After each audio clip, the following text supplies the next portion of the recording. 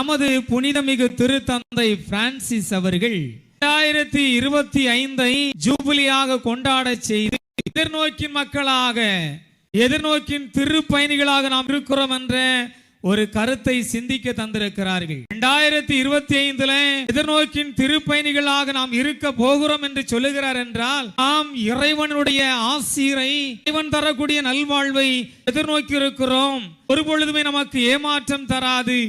இறைவனை எதற்காக நம்புகிறீர்களோ, இறைவனை எதற்காக வழிபடுகிறீர்களோ, இறைவனை எதற்காக வாழ்வாக்கி கொண்டிருக்கிறீர்களோ, இறைவனை எதற்காக அறிக்கையிட்டு கொண்டிருக்கிறீர்களோ, ஏமாற்றம் தராமல் நிறைவேறும் என்ற அடிப்படையில் இந்த எதிர்நோக்கின் பயணிகளாக தொடர்ந்து நம்பிக்கையில நம்மை புதுப்பித்து நல்ல இறைமக்களாக, நல்ல கிறிஸ்தவர்களாக வாழ வேண்டும் என்ற ஒரு அழைப்பை தருகிறார்.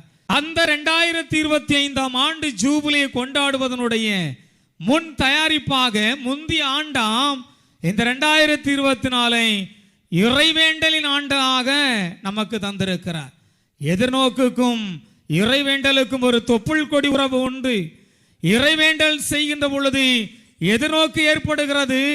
எதிர்நோக்கின் வழியாக எல்லாவற்றையும் நாம் பெற்றுக் கொள்கிறோம். எனவேதான் ஆண்டவர் ஒரு வாக்குறுதி கொடுப்பார். நம் ஆண்டவர் இயேசு கிறிஸ்து, ஜெபத்தில் நீங்கள் எவற்றையெல்லாம் கேட்பீர்களோ அவற்றையெல்லாம் பெற்றுக்கொள்வீர்கள், பெற்றுக்கொண்டீர்கள் என்று சொல்லுகின்றார்.